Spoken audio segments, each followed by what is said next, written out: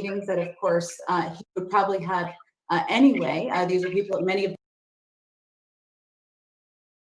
them he's known for decades throughout his time and career working on foreign policy issues. But right now, he is being shut out, and the administration is being shut out of intelligence briefings and national security briefings. Provide real-time information, threat assessments, data about the threats we're facing around the world, our engagements around the world, and information we need to get the pandemic under control. On Wednesday, the president-elect met with frontline workers, hearing firsthand accounts from healthcare workers and first responders who are bearing the high emotional toll of helping others recover from COVID. And just yesterday, the president-elect and the vice president-elect met with Democratic and Republican governors from the National Governors Association, in a meeting, I should say, convened by the National Governors Association. And they talked about the importance of working together as one country to beat COVID. Addressing COVID and getting the pandemic under control is not a partisan issue. It's not an issue that's going to be solved by one party. It needs to be something that's done together with health experts and scientists, and certainly leaders from both parties. And as you also may know, today the president-elect and vice president-elect, later this afternoon, I should say, will host Speaker Pelosi and Leader Schumer for a meeting in Wilmington. They'll discuss emergency aid that families desperately need, small businesses need, and state and local governments need at this critical point in time. Of course, the president-elect and he also named several members of his team, about a little more than a dozen, including last week before we spoke, he of course had named his White House Chief of Staff, and this week, including some this morning, we've announced a number of diverse, qualified, and experienced individuals who will be filling important roles in the White House moving forward. And as we look ahead to next week and approach the Thanksgiving holiday, he's going to be focusing on continuing to address, be briefed on, speak out about the crises facing our country. We know this isn't a holiday season that most people would have envisioned, and they will continue to do the work to ensure that during next year's holiday, we can celebrate with our loved ones. So with that, I will turn it over to Yohannes. Thanks, Jen. And thanks everyone for making the time to be here. As Jen mentioned, the GSA administrator has yet to ascertain the results of the election, despite an overwhelming consensus that Joe Biden is the winner of the election and therefore the president-elect. And as Jen also mentioned, we continue to move forward in the absence of an ascertainment decision. However, the non-ascertainment does place limits on the resources available to the transition, and most importantly, our access to federal agencies. This isn't a game who gets to talk to whom. Our inability to start our formal agency review process has the potential to have real impacts on families across the country. In fact, there's a growing chorus of national leaders who are calling upon GSA to move forward with the transition and sounding the alarm about the potentially harmful impact of further delays. Earlier this week, Dr. Fauci said that the lack of ascertainment would delay vaccine distribution. Leading medical groups, including the American Medical Association, the American Hospital Association, and the American Nurses Association, also wrote a letter urging the Trump administration to coordinate with the Biden transition on COVID-19 planning. Public health experts around the country echoed these sentiments and called for the GSA to stop delaying ascertainment and ensure a seamless transition as COVID-19 infection rates surged across the country. Yesterday, numerous business leaders and groups released statements calling for the transition process to move forward, including the U.S. Chamber of Commerce, the Hispanic Chamber of Commerce, the Black Chamber of Commerce, the Business Roundtable, the National Association of Manufacturers, Small Business for America's Future, and other leading business leaders. And finally, as Jen mentioned, this week the president-elect and the vice president-elect were briefed by former national security officials about the readiness of the diplomatic, defense, and intelligence agencies. As you know, they are still not able to receive the critically important classified briefings that should be available to them. And so the GSA administrator's inaction has the potential to have a real impact on families across the country. Now, even in the face of that, the transition team continues to do the work it is able to, including the continued rollout of senior White House officials. Last week, we announced during this briefing that the public jobs portal would be open on the website, and the personnel team is making strong progress in getting us ready to hit the ground on Inauguration Day with a diverse, talented team. So with that, I'd love to turn it over to Q&A. Great, thank you both. We'll go to Lisa for our first question. Lisa Desjardins. Great. Thank you guys for doing this. I really appreciate it. Hi, Lisa. Hi, guys. I've got a couple of questions. One, if generally you can talk about Vice President-elect Harris's role. She mentioned to reporters this week that she's had a very tight role, important role in the cabinet selections, and just anything more on that would be great. And then also on the COVID relief bill that I know President-elect Biden's talked a lot about, is he lobbying members of Congress directly, including today, Republicans and Democrats, to pass something now? Talk us about that, and would he be okay with something less than what Democrat leaders want because he needs something now? I'll take the first question, and Jen, maybe you take the second one.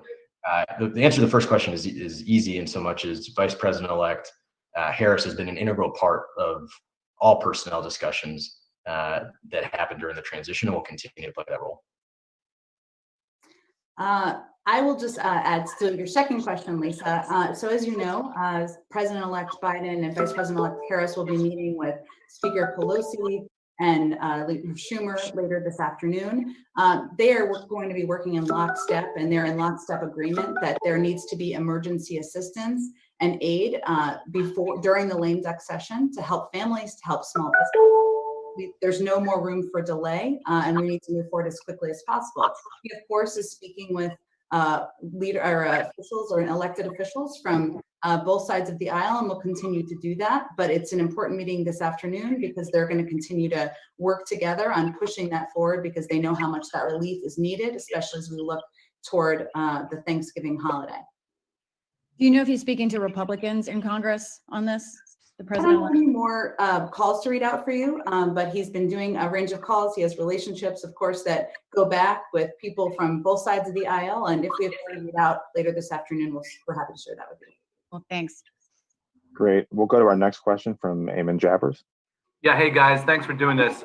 Really appreciate the call. So earlier today, a group called Demand Progress put out a list of Democratic officials and veterans of previous administrations that it said were corporate Democrats and too close to oil and gas and other interests that they don't like. I'm wondering what effect that list, which includes people like Bruce Reed and Steve Ricchetti, is going to have on your decisions of how to staff up this White House. Are you going to take that into account in any way, or are you going to ignore it? Well, Eamon, thanks for the question. And as you can see by the number of announcements that we've already made to date and the decisions that have been made by President-elect Biden and Vice President-elect Harris, they're eager to get their team in place.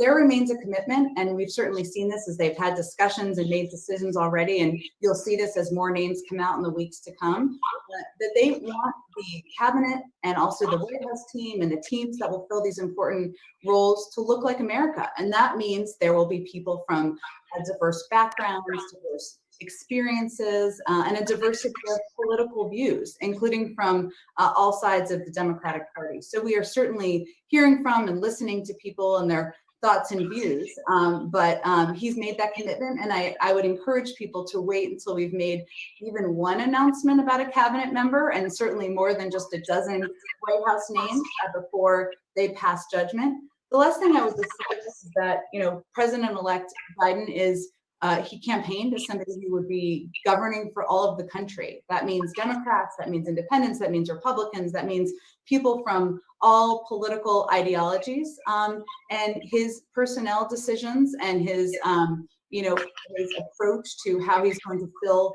those seats and fill the important roles will be reflective of that. And that's the approach he'll continue to take. And Jen, thanks for that. Just one quick follow-up specifically on Wall Street. Does the president-elect see a Wall Street background as something that's helpful for potential White House staffers and cabinet officials, or does he see a Wall Street background as something that's not great to have on your resume? Well, Eamon, I think as you know, and from having lived through the Obama-Biden, happily lived through the Obama-Biden administration myself, I think it's pretty safe to say that he's not a fan of Wall Street policies or an advocate for a lot of the policies that some people would be in favor of or be pushing for from that end. His record speaks for itself, and his advocacy and his words speak for themselves. And his team that he selects will be people who are implementing his policies, people who are implementing the Biden agenda. There are people who are committed to putting Americans back to work, to ensuring there's regulation where there needs to be, to ensuring that people have access to affordable health care. Those are the people who will be named to the cabinet and named to his team are there to implement his agenda. So I would certainly point people to words he said and his own background over the last several years. Okay, thanks, guys. Great. We'll take our next question from Sabrina Siddiqui. Thank you both so much for doing this today. Just wanted to ask if there has been any outreach to the transition team whatsoever from current Trump administration officials, and if so, what has their message been to the transition team? And just a second question is, President-elect Biden, he said yesterday that he's not ruling out legal action. Can you just talk about at what point you will feel that all other options have been exhausted with respect to the GSA ascertainment, and when it might come to pass that you would consider legal action? Well, I'll start, and Yohannes may have some words of wisdom to add. So on your second question, the president-elect has made clear that, and we certainly share this, of course, given we all work for him, that our preference would be for the GSA administrator to sign the ascertainment and we can all move forward. We can have access to intelligence briefings. We can have access to the information that's necessary to have our team working on vaccine distribution, have access to the current information they need. We can ensure that there wouldn't be a delay in Americans getting relief they need come January 20th. That's our preference. At the same time, I think there's a shared view that, or shared running out of patience happening. That's happening, as we can see, on Capitol Hill. That's happening with business leaders. That's happening with national security officials, because a smooth transition and a period of transition where the president-elect, the vice president-elect, national security officials and experts who are helping us get the pandemic under control have access to the information they need is essential for our democracy and for our country. So, I would say we've seen that escalate externally, and Yohannes started off mentioning a couple of the business leaders and business groups. They want certainty in the economy. They know that if we have a delay in getting the information we need about vaccine distribution, that could delay that moving forward. The Biden administration is going to be responsible for the distribution of the majority of 300 million vaccines. If that is delayed, that could impact small businesses. That could impact the economy reopening. Everybody's looking for certainty at this point.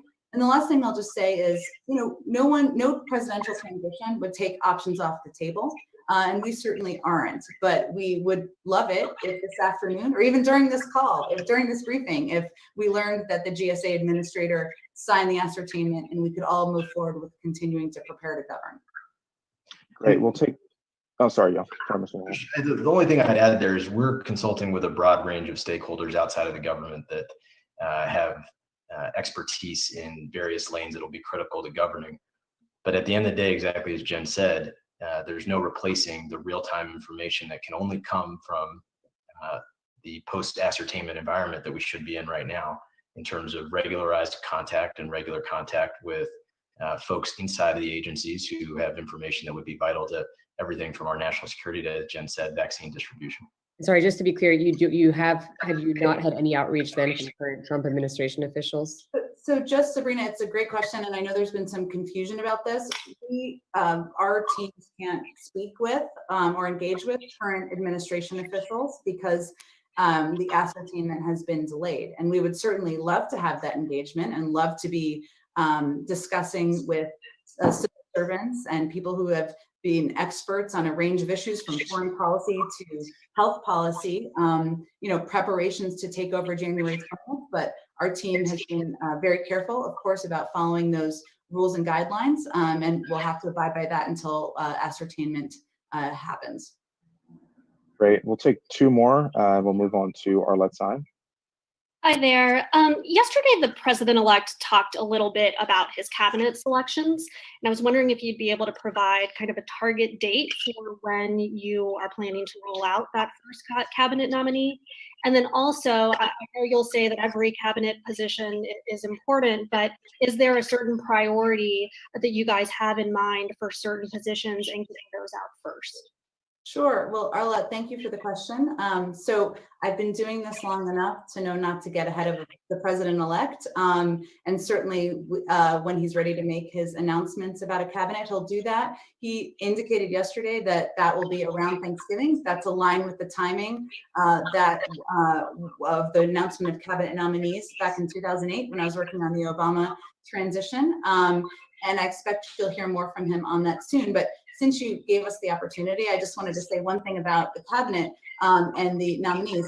He is committed to selecting people, and as he indicated, has selected some people who are qualified, who are experienced, who are going to be prepared on day one to address the crises that our country is facing. And he will also put together a team that looks like America, that is diverse in terms of ideology and background as well. So that's how he's looking at putting together his team. And we certainly saw today that there were a number of Republicans who have indicated they'd be open to supporting nominees. That feels like a positive sign forward, because we know that the American people are not expecting obstruction. They're expecting members of both parties, Democrats and Republicans, to come together and help put qualified and experienced people in place to address the various crises that our country is facing. And I expect you'll know more soon. You'll know more in the coming weeks. Great, thanks. And we'll take our last question from Sam Stein. Hi guys, thanks for doing this, much appreciated. This is a bit of a weird question, but obviously as you're planning for the transition, this is happening during a spike in COVID. And there's articles about the difficulties in actually laying out the physical space of the White House and how to use it. I'm wondering if you can walk us through what type of decisions are being made, plans are being implemented to actually physically staff the premises of the White House come January 21st when you expect to be there. So our top priority, as you saw in the campaign, and certainly as you've seen throughout the transition, is the following the science and abiding, keeping the safety of our team top of mind. And it's a dynamic situation with the pandemic, but I think we'll see the exact same adherence to and commitment to the science of keeping the team safe that you saw in the campaign, that you see during the transition. You'll see that as we enter into the White House physical space. How does that manifest itself? Are we talking about fewer people actually working from the West Wing? We don't have anything to share on that at this moment, but I think you can rest assured that we will follow the science and we'll put procedures in place to keep our team safe. And as you can see, Sam, we are obviously not working in a transition office. I can see. Children's art and such things. And Yohannes obviously needs more pictures on his wall. But we also, President-elect and the Vice President-elect have conveyed to all of us that we should do our best to be model citizens as well, which means being safe. And I know this is just about this moment of time. Being safe, of course, wearing masks. Most of us are, of course, the vast majority are working remotely because, we want to be models for the country too. Thanks, guys. Great. Well, thank you everybody for joining us. And I'm sure we'll have plenty of news in the coming weeks that we'll discuss with all of you.